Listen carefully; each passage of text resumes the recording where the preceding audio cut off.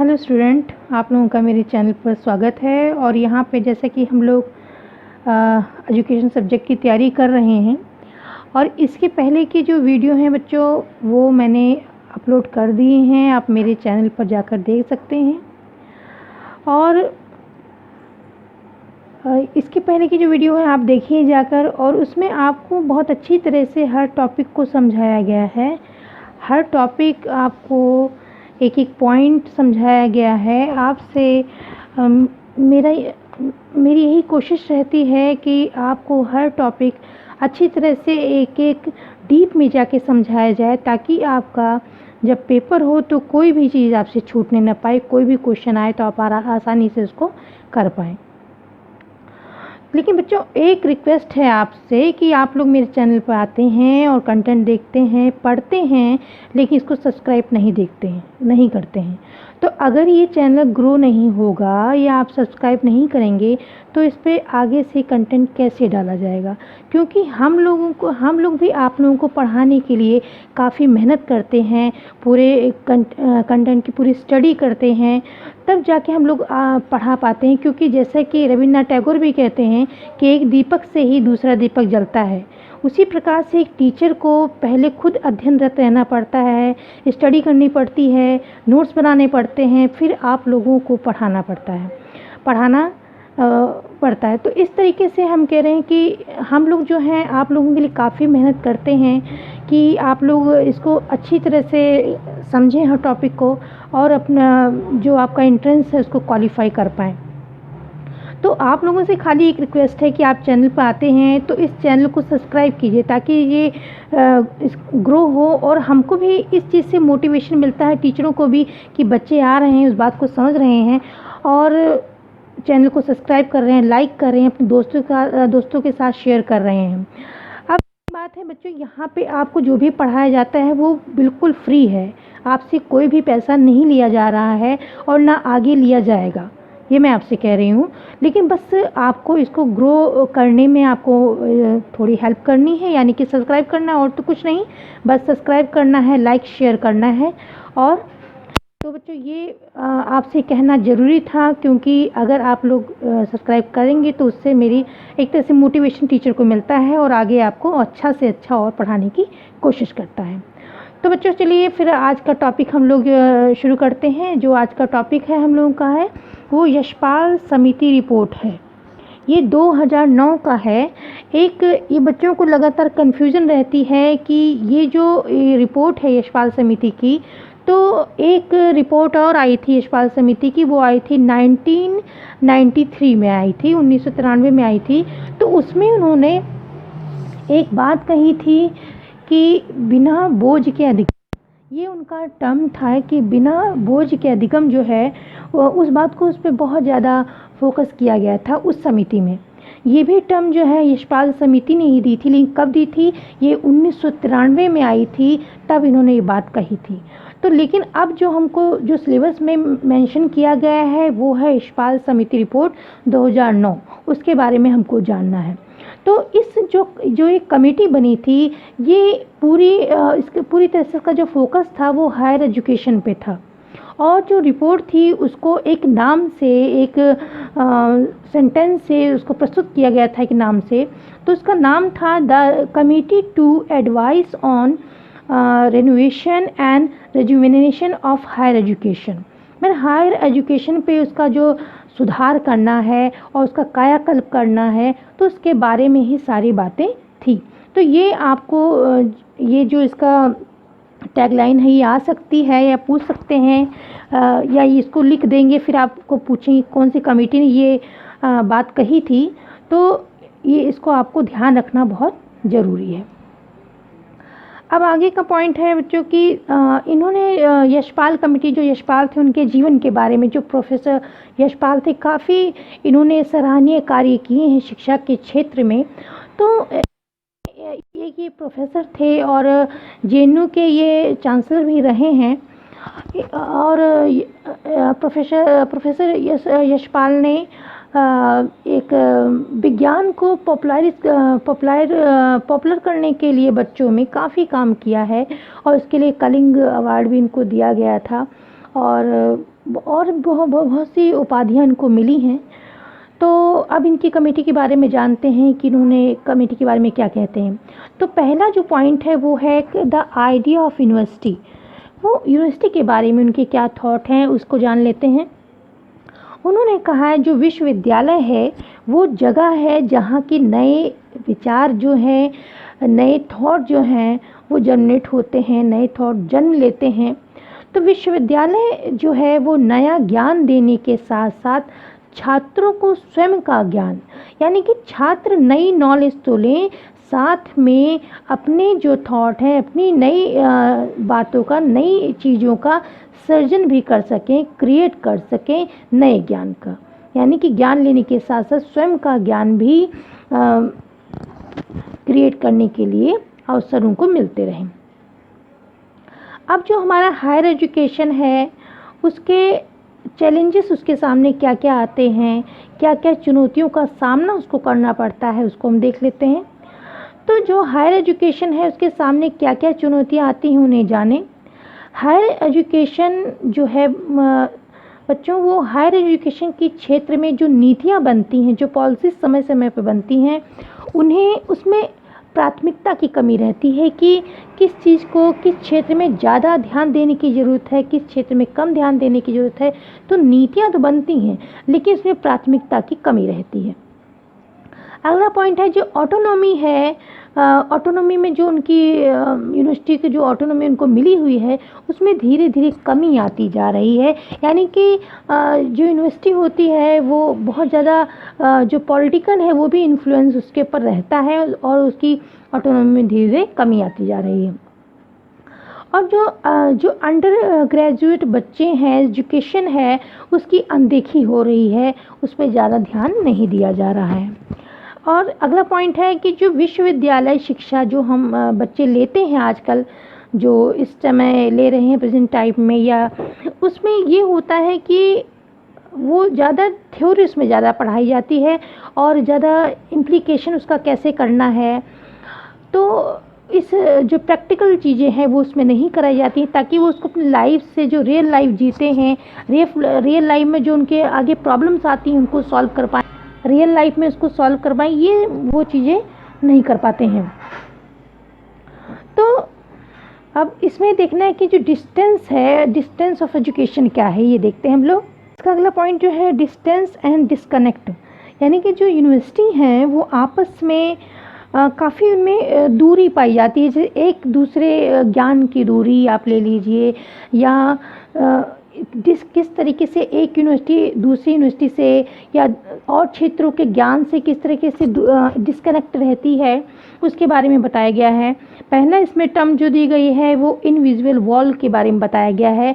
ये टर्म बच्चों बहुत महत्वपूर्ण है, इसको आप ध्यान रखिएगा कि ये आपसे पूछ सकते हैं इनविजिबल वॉल जो है वो किसका, ये टर्म किसने दी थी, किस कमेटी ने दी थी। तो ये आपको ध्यान रखना है इनविजिबल वॉल के बारे में।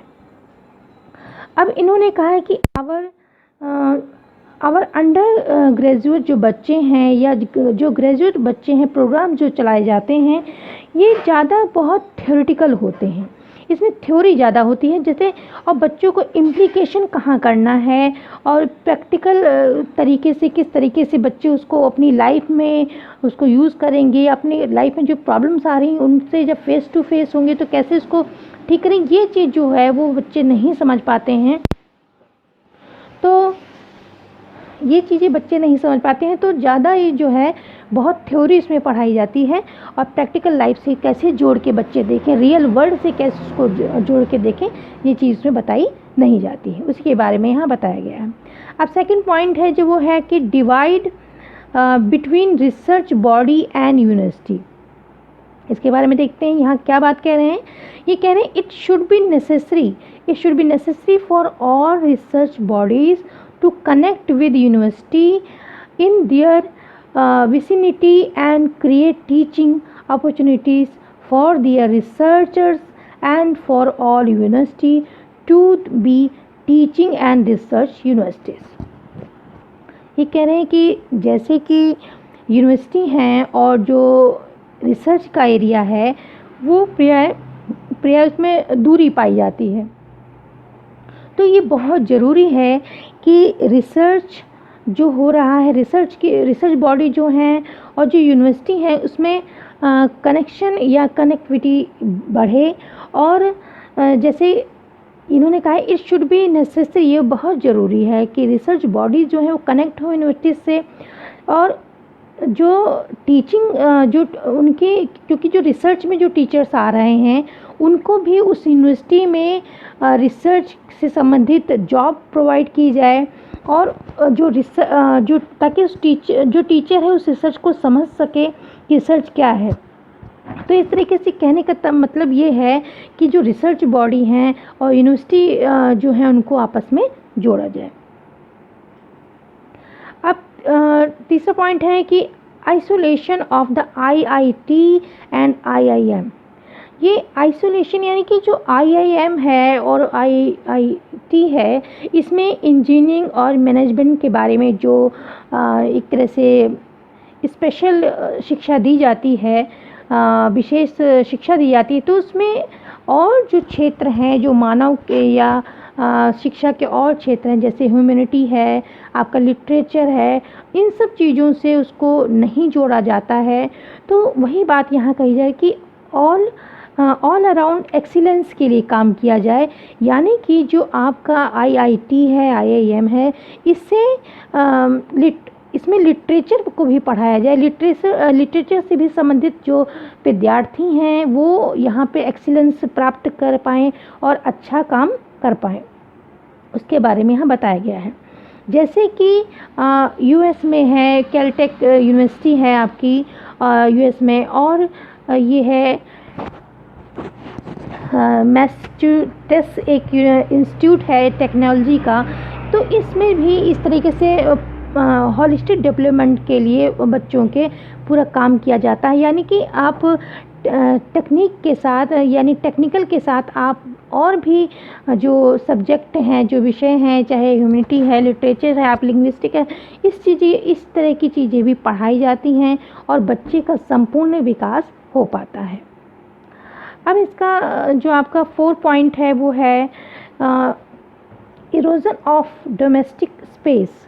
यानी डोमेस्टिक स्पेस का मतलब ये है कि जो यूनिवर्सिटी है वहाँ पे जो डोमेस्टिक वैल्यूज़ हैं वो पढ़ाई जाएँ। पीस है आपकी, या आप समानता ले लीजिए, जो भी वैल्यूज़ हैं डोमेस्टिक स्पेस, डोमेस्टिक वातावरण जो है वहाँ पे दिया जाए और उसको बढ़ाया जाए, इस बारे में बात हुई है।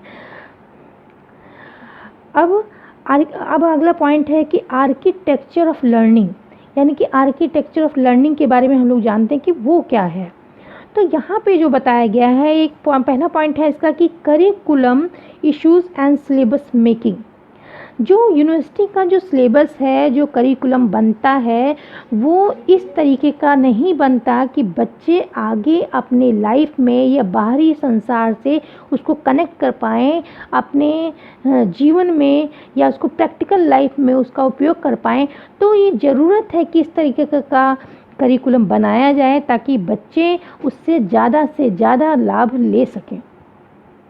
अगला है पॉइंट कि लर्निंग अक्रॉस डिसिप्लिन्स, और इसमें ये बताया गया है कि इंटीग्रेटेड एजुकेशन हो, यानी कि जितने भी विषय हैं, कोई भी चीज़ अगर बच्चे की रुचि है, बच्चा पढ़ता है, लेकिन उसको तो पढ़ाया जाए विशेष रूप से, लेकिन और चीज़ें जो हैं जो उसके उपयोग में आती हैं, और भी सब्जेक्ट सो उसको रूबरू करवाया जाए और भी सब्जेक्टों को वो जाने। इस बात को यहाँ बताया गया है। आपका तीसरा है कि टीचर एजुकेशन, यानी टीचर एजुकेशन के बारे में। यहाँ पे टीचर एजुकेशन के बारे में बताया गया, उनके करिकुलम को किस तरीके से रखा जाए, या उनके टीचरों के परफॉर्मेंस में किस तरीके से सुधार किया जाए, क्या क्या चीज़ें की जाए, ये टीचर एजुकेशन की बात करता है। 4 पॉइंट है आपका, इसमें बताए हैं कि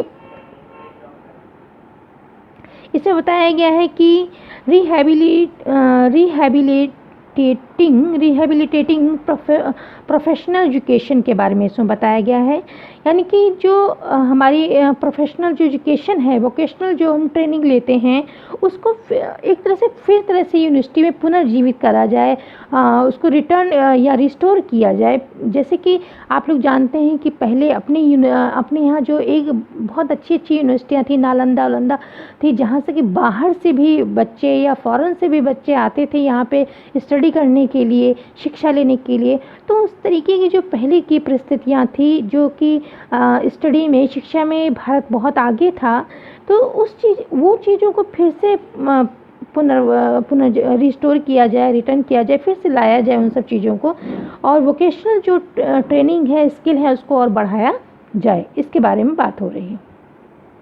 अगला आपका पॉइंट है कि अंडरमाइनिंग अंडर ग्रेजुएट एजुकेशन। यहाँ पे जो अंडर ग्रेजुएट जो एजुकेशन है, उसको अनदेखी की जा रही है, उस पर ज़्यादा ध्यान नहीं दिया जा रहा है, इसकी चर्चा यहाँ की गई है। अब 6 आपका पॉइंट है कि परफॉर्मेंस क्राइटेरिया, जो टीचर्स पढ़ाते हैं या यूनिवर्सिटी जिस तरीके का परफॉर्मेंस करती हैं, उसमें किस तरीके का सुधार किया जाए, उसके बारे में यहाँ बताया गया है। अब जो बात कर रहे हैं कि जो अगला पॉइंट है आपका, वो है structure and expansion and access. यानी कि जो स्ट्रक्चर है आपका यूनिवर्सिटी का, शासन का, वहाँ का जो गवर्नेंस है या वहाँ का जो ऑटोनॉमी है, उस और किस तरीके के उनके फाइनेंस का क्या चीज़ है, फाइनेंस में किस तरीके से वो आगे बढ़ सकते हैं, अपना फाइनेंशियली वो लोग अपने ऊपर डिपेंड हो सकते हैं, इन सब चीज़ों के बारे में बताया गया है।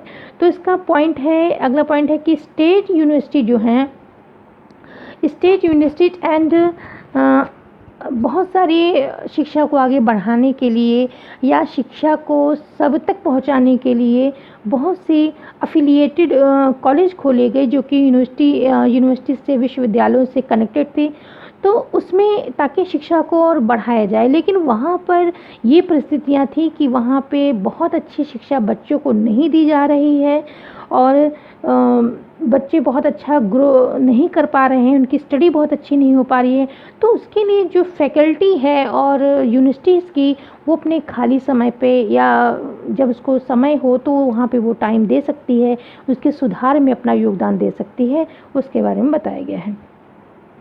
अगला पॉइंट है कि growth of private commercial provider. ये शिक्षा को आगे बढ़ाने के लिए, यूनिवर्सिटी या किसी भी प्रोफेशनल कोर्सेज़ को आगे बढ़ाने के लिए जो कमर्शियल एरिया है, जो बहुत जैसे काफ़ी जिनके पास धन या ट्रस्टी होते हैं, ज़्यादा पैसे वाले होते हैं, बड़े बड़े बिजनेसमैन होते हैं, तो शिक्षा को आगे बढ़ाने के लिए वो एक तरह से उसमें अपना धन लगाते हैं, इन्वेस्ट करते हैं यूनिवर्सिटीज़ को खोलने में। तो उनको कहा गया कि आप लोग इस तरह के कार्य करिए, नई नई यूनिवर्सिटी को खोलने में मदद कीजिए, योगदान दीजिए। अगला क्वेश्चन है कि अगला पॉइंट है mushrooming of deemed university. Deemed university जो भी, ये भी एक तरह से शिक्षा के प्रचार प्रसार को ज़्यादा करने के लिए ही डीम्ड यूनिवर्सिटी का कंसेप्ट आया था। लेकिन ये इतना ज़्यादा एक तरह से इतना ज़्यादा इसकी डीम्ड यूनिवर्सिटी हो गई हैं कि वहाँ पे अच्छी शिक्षा व्यवस्था नहीं है, अच्छी शिक्षा नहीं हो रही है। तो इसके बारे में भी सरकार को या गवर्नमेंट को इस बारे में देखना है, और जो एक तरह से मशरूमिंग की तरह, यानी भीड़ सी जो मच गई है उसमें, और क्वालिटी की एजुकेशन उसमें नहीं हो रही डीम्ड यूनिवर्सिटी में, उस चीज़ को यहाँ पे सुधारना है, देखना है।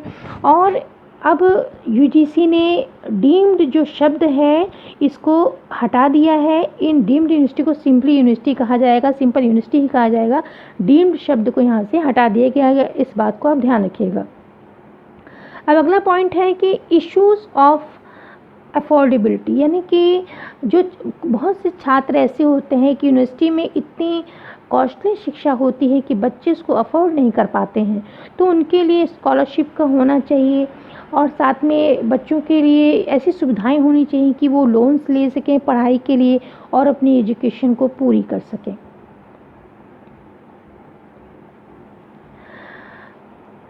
अगला पॉइंट है कि फ़ॉरेन यूनिवर्सिटी में बहुत सी चीज़ें हैं कि जिस तरीके से फ़ॉरेन यूनिवर्सिटी में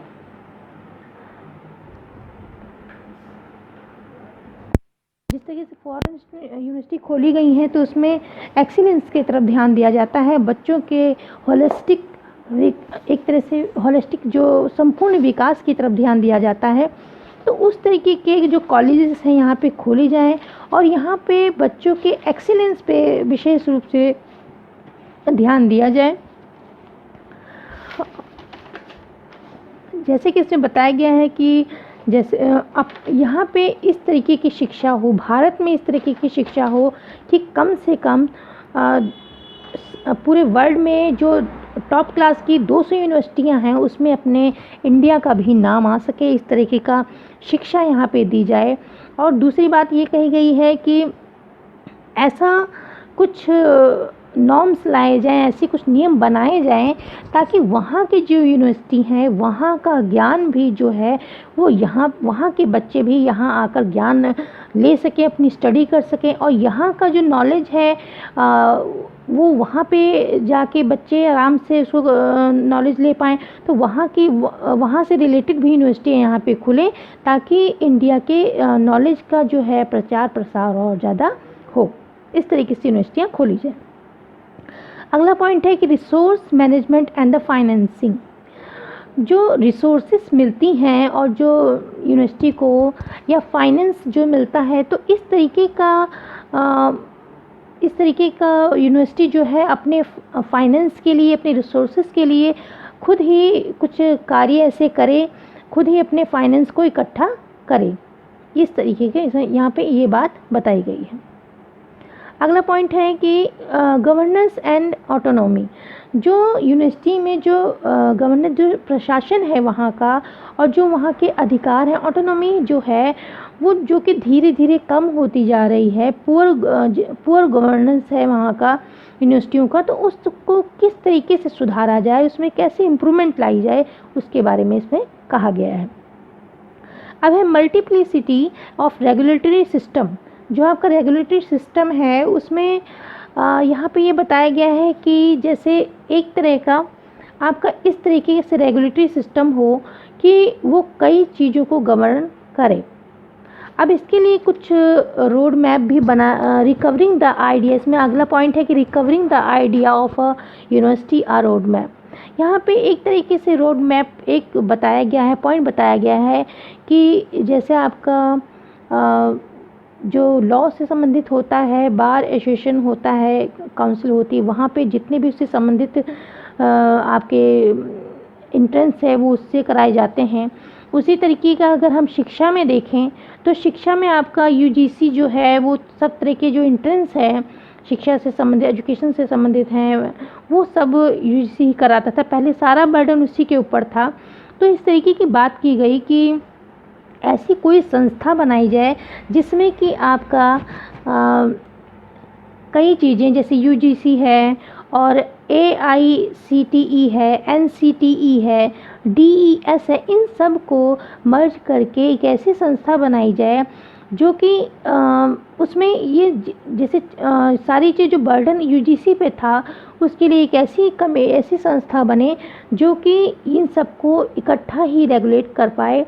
तो उसका नाम था a new regulatory framework, the national commission for higher education and research.